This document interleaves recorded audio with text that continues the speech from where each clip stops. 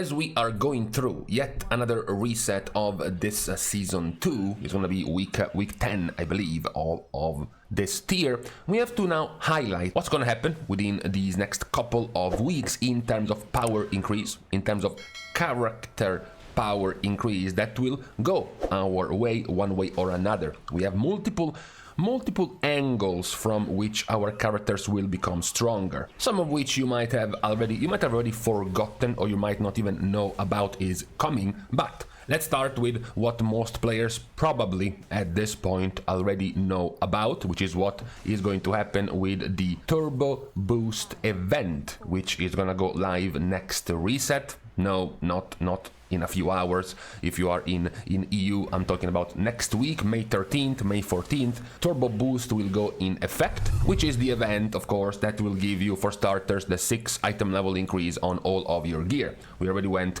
through that. We also already went through the amount of gilded quests you will be expected to spend to actually manage to increase your item level by this much. But the 6 item level increase, we can already say, will be overall the biggest of the power increases you will get. Normally increasing 1 item level across all of your gear is worth roughly 1.5% power, whether it is damage or healing. So of course, getting a 6 item level increase across the board is roughly a 9% more damage or 9% more healing. That's why it will be the largest of the increases. Now, when Turbo Boost goes live, you also get another power increase starting at that very week, which will be your first dinar, your first puzzling cartel chip, which you will be able to trade for either a mythic, raid, trinket or special item like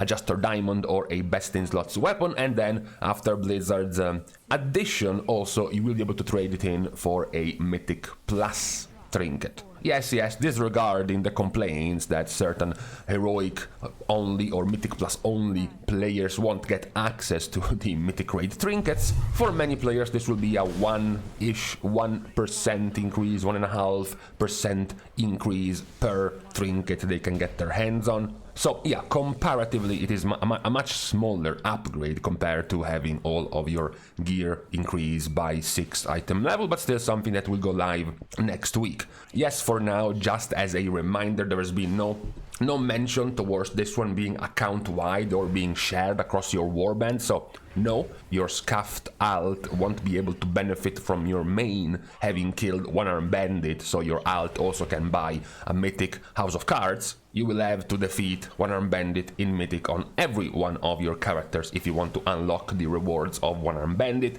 Same goes for mythic plus keys. You will have to have all of your characters having gone through all plus 12s completed to be able to get the trinket rewards from Mythic Plus. This limitation though shouldn't be too annoying, because as we mentioned, you will need something in the realm of 350-ish gilded crests to fully upgrade your gear. So you will have to be doing quite a few Mythic Plus keys anyways, so you might as well start going towards the plus 12 range to also unlock these rewards from Mythic Plus. Now these two are definitely the most known of rewards. Once the Turbo Boost week comes, the item level increase and the trinket reward. Now there are though a few other things, because the week after the Turbo Boost event comes out, there is also something that, technically you would have expected to come out in 11.1.5 a few weeks ago, but instead was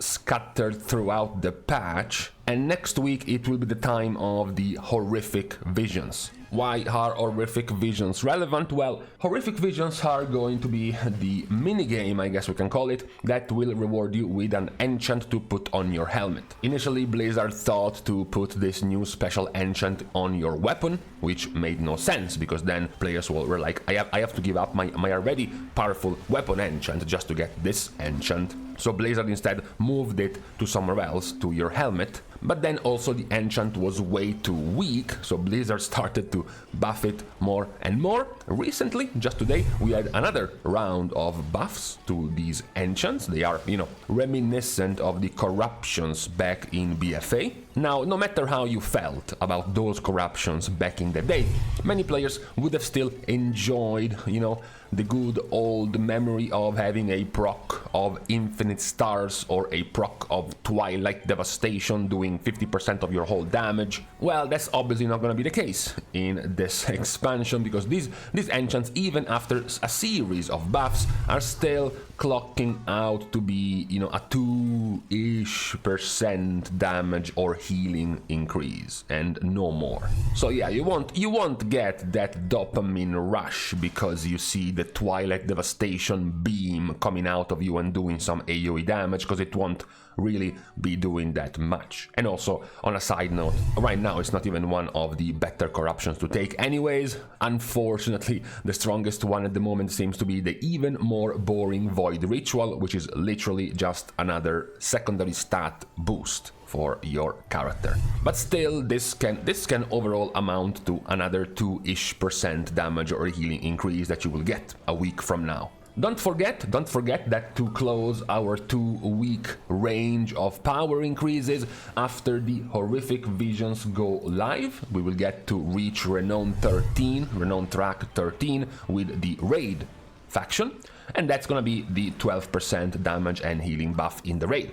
So it's another 3% damage and healing increase in the Raid. Before that, the week before that, so the week basically we are getting the horrific visions, you are also getting the Professionals rank 4. This time, this one is the ability to buy the special hot sauce inside of the Raid, which is a damage buff. A damage buff that will also become stronger for everyone presumably, because it will also scale with the buffs you already have on your character being well fed for food, a flask being active, and a few times throughout the encounter a potion being active.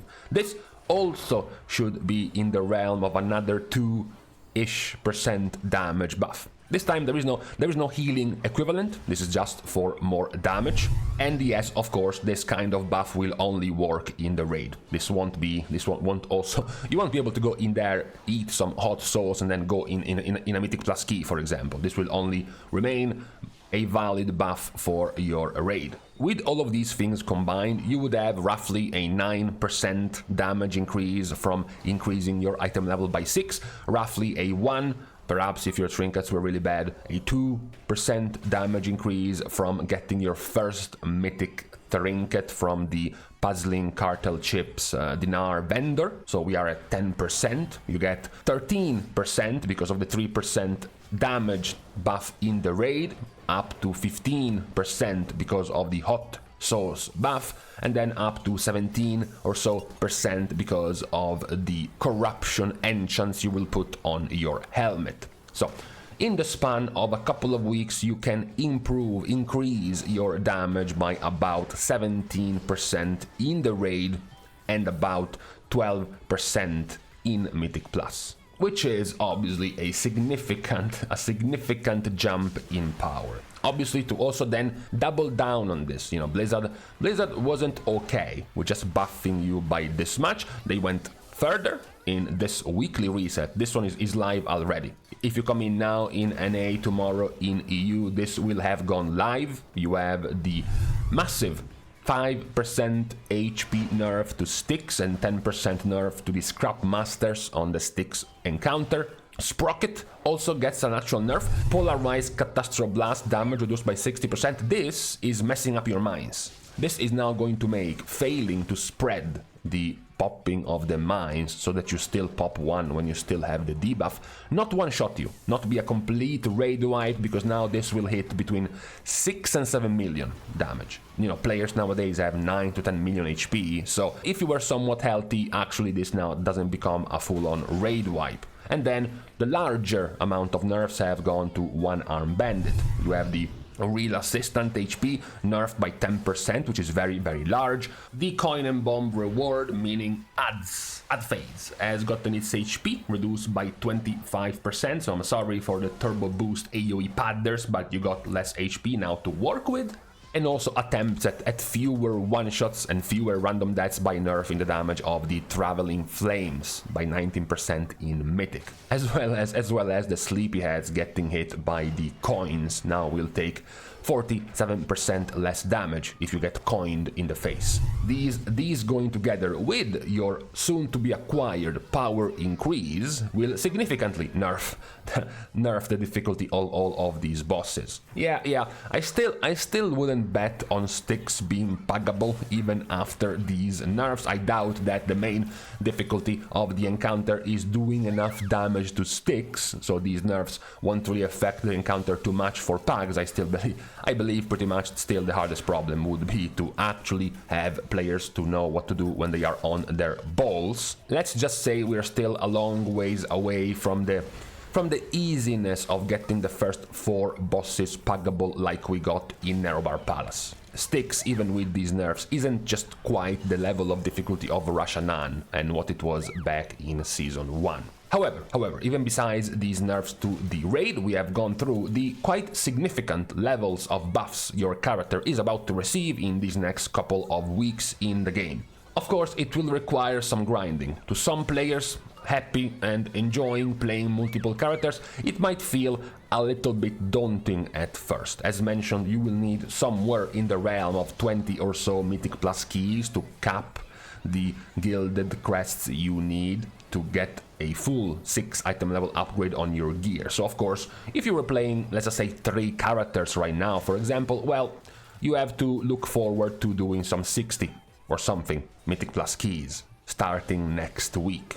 However, as documented, the power increase you will be receiving is quite large. And just to make it clear, the item level increase is by far the largest power up you can get. Out of all of these we have mentioned, whether it is the hot sauce buff in the raid buff from the Renown faction, the corruption damage buff, and even choosing your best in slot trinket. In fact, actually not even all of these combined are going to be matching the power increase you can get from increasing all of your gear by 6 item levels. So unfortunately, yes, the most time consuming one will also be the strongest way to improve the power of your character. But with this out of the way, we have gone through what is going to happen to our characters within the next couple of weeks. It will likely, of course, significantly expedite the level of Mythic Plus keys being completed. Somewhere in the range of a +2 key increase will likely become the norm everywhere, as well as much faster raid clearing now because of these buffs. We will see the effects of these buffs in the next 2 weeks. Starting from, well, not this reset, but next reset. But, you know, for today, on this Tuesday, there's pretty much nothing happening besides the raid nerfs coming to the few bosses we mentioned. So, for now, though, at the eve of yet another reset, we can now say goodbye to each other. We are starting, as usual, our goodbyes by thanking everyone for having watched the video, together with, of course, everyone else who has been supporting Competitive for free by liking and commenting down below, as well as subscribing to the channel itself. Now, with these things out of the way, thank you guys again for watching. See you guys tomorrow, and in the meantime, typical spring weather. It rains for like 2 days in a row, and then you wake up and you're hot. Why? Because the sun is out, so it's time to change pants again. Long pants are too hot.